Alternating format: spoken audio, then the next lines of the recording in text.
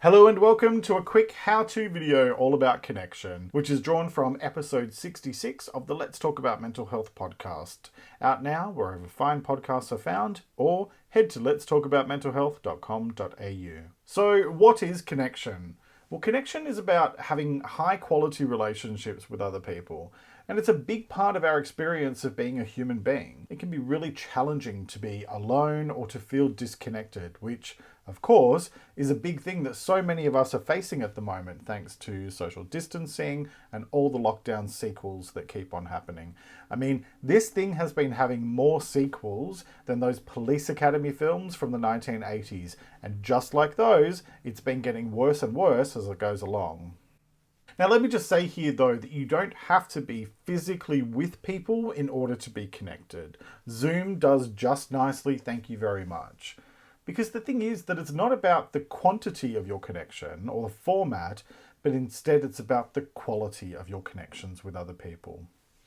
And you can have connections with total strangers just as much as you can with family or long-time friends. And again, it's about the quality of the connection and not how long you've known the person for. So why does connection matter for good mental health? There are very few people in this world who don't want to feel liked or even loved by someone else. We crave intimacy because it's one of the things that makes this whole human experience feel worthwhile and fulfilling. A lot of it is also about wanting and needing support, and it's also about feeling seen as an individual. Most of us like to be liked, and it's an amazing feeling when you make a good friend or you have a relationship where the other person sees you for who you really are and still chooses to stay around. A lot of that comes down to the quality of your connections. So how do you establish and maintain quality connections? Well, let's talk about 5 ideas to do just that. So idea number 1 is spend quality time with the people you care about. Like I said before, you don't have to be in the same room to have quality time with someone. And hooray for that because, lockdown 2, electric boogaloo and all that stuff. It's also not about the length of time that you spend together. Like most things in life, it's about quality over quantity. So spend some time together where you connect with one another and have good quality conversations about what is going on in one another's life rather than just dealing with the stuff on the surface. And hopefully when you're having those conversations, that means that it's a 50-50 in terms of both of you speaking and listening, because nobody wants to have a one-sided conversation, and that can very much damage any kind of connection that you might have if it is too one-sided. And for the love of Celine Dion, put your phone away when you're talking to people and switch off the TV and give the person your full and undivided attention. I promise you that that episode of Coronation Street will still be there later. Idea number 2 is to do no harm. I hope this point goes without saying, and I talk about this a lot in my podcast, but if you want quality connections with other people, then you need to do no harm in terms of both to yourself and to others.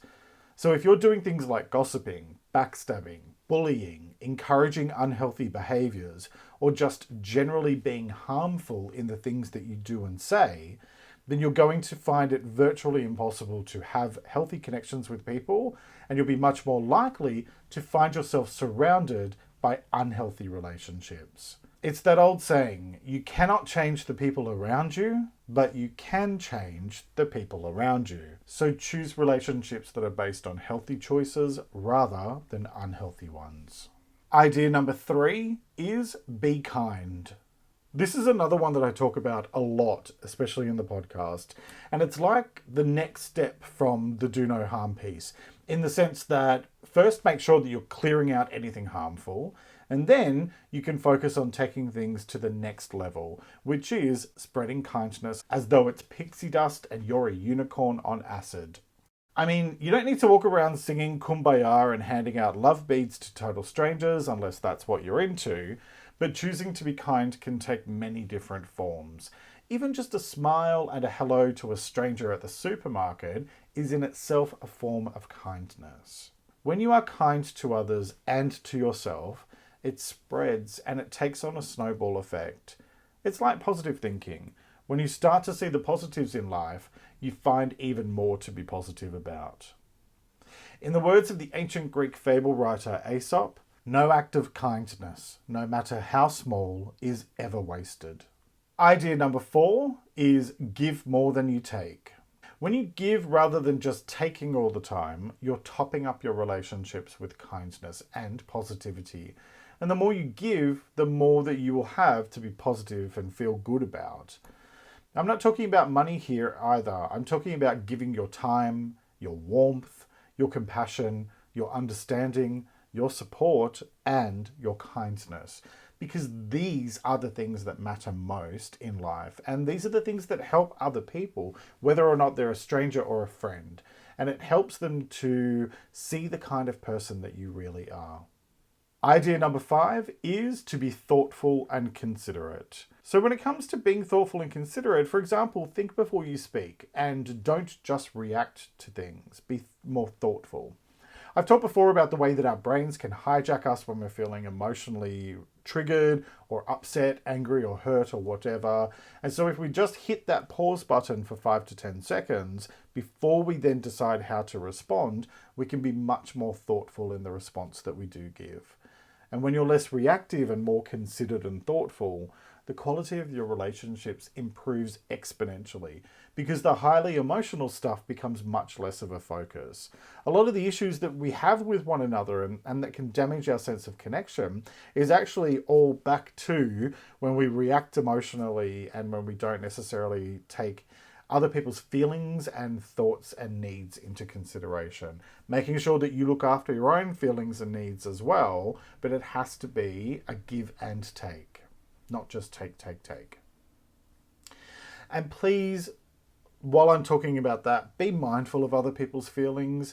Things like a simple please and thank you can go a long way to making other people feel seen and appreciated. And if you treat other people the way that you would want to be treated, it makes a big difference as well. So don't do things like not bothering to reply to messages or being dismissive of their feelings or whatever, because all of that stuff chips away at the quality of your connections and over time causes great damage. The thing is that people want to feel seen, respected, and appreciated. So think before you speak and be considerate. The thing is that what you put into your relationships is what you'll get out. The choice, as always, is yours. So what choice will you make today?